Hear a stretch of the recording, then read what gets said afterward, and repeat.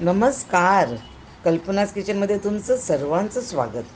आज मी तुमच्याबरोबर अननसाचा शिरा ही गोड रेसिपी शेअर करणार आहे. बाजारात भरपूर अननस आली होती. मग मी एक इथे बघितलं, चांगलं कापून सोलून घेतलेलं आहे. आणि अजून पुढे कापायसाठी मी इथे ॲपल कटरचा वापर घेते. ॲपल कटरमुळे काय होते, तुम्हाला एक साईजचे पीसेस मिळतात. आणि हे असे पीसेस आम्ही अननसाच्या सांबारासाठी वापरतो. तिथे मी साखर, रवा, साजूक तूप, नंतर जे 2 कप पाणी, मग सगळं तुमचं बेदाणा, केशर मी थोडंसं पाण्यात भिजत ठेवलेलं आहे, आणि वेलची, आपलं नेहमीचं शिऱ्याचं सामान, पण याच्यात दूध नाही घालणार मी. आणि आता हे पायनॅपलचे पीसेस मोठे आहेत मी सांगितलं, तर मी ते अजून छोटे करून घेते, जेणेकरून ते खायला शिऱ्याबरोबर बरे वाटतील.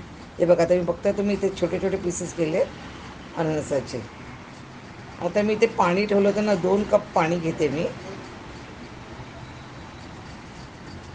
आणि 2 कप पाणीमध्ये ते अननसाचे छोटे पीसेस केलेले 1 कप घालून ठेवते. यांनी काय होईल, ते आपलं अननस चांगलं शिजेल याच्यामध्ये, आणि शिरा करताना आपल्याला पाणी पण गरम मिळेल. दुसऱ्या पॅनमध्ये मी साजूक तूप घेतलं. साजूक तूप मी गरम करत ठेवले. हो, साजूक तुपाने खूप फरक वाटेल. तुम्ही साधं तूप घेऊन तुम्हाला ती मजा येणार नाही आहे. साजूक तूप इज अ मस्ट. ओके. आता चांगलं साजूक तूप चांगलं ते मेल्ट होऊ द्या. इकडे मी चेक करते अननसाचं पाणी तापले की नाही. ते होत राहील, तर आपण इथे तोपर्यंत दुसरं करूया. आपण आता ते तूप चांगलं तापलेलं आहे, त्याच्यामध्ये आपण आता रवा घालूया. आता रवा ना आपण चांगला तळून भाजून घेऊया, जेणेकरून ते रंग त्याचा बदलेल असा. हा सफेद रवा दिसतोय ना, तो तुपामधला एकदम छान बदामी रंगाचा आहे. हा बघा, दिसतो तुम्हाला बदामी रंगाचा रवा झाला आहे. हा त्याला थोडा वेळ लागतो. त्याच्यामध्ये आता मी आपले ड्रायफ्रूट्स सगळे घातले, म्हणजे ते तुपामध्ये ते ड्रायफ्रूट्स पण चांगले निघतील तळून. आणि केशर घातलं मी. केशरनं थोडासा पाण्यामध्ये ठेवला होता, तर म्हणून तो केशर आता घातलं आपण.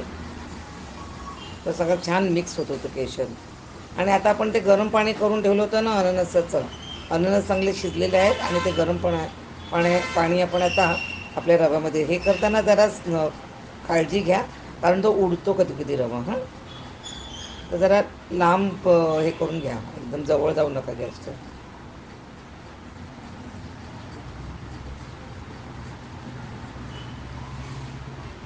आता हा रवा तुम्ही पाणी घातलं आहे, अननस आपलं बऱ्यापैकी शिजलेलं आहे.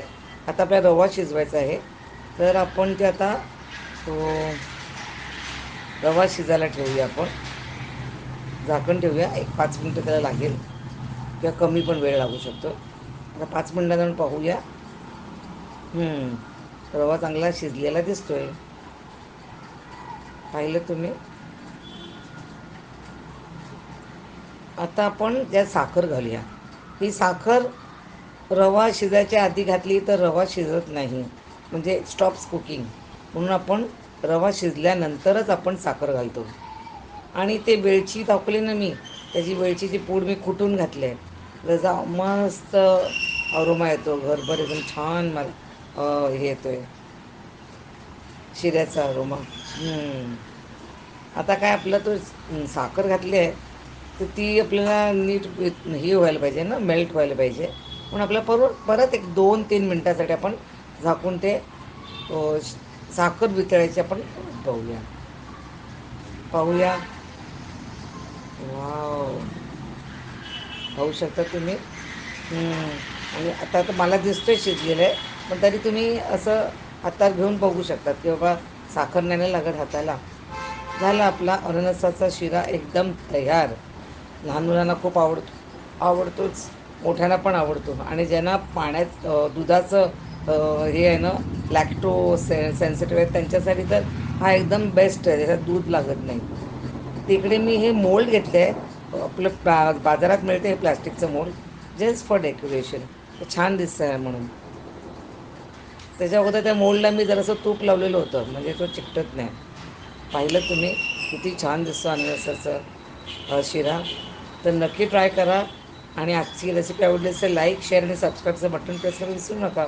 व्हिडिओ पाहिल्याबद्दल धन्यवाद. Take care. तुमच्या फीडबॅकची मी वाट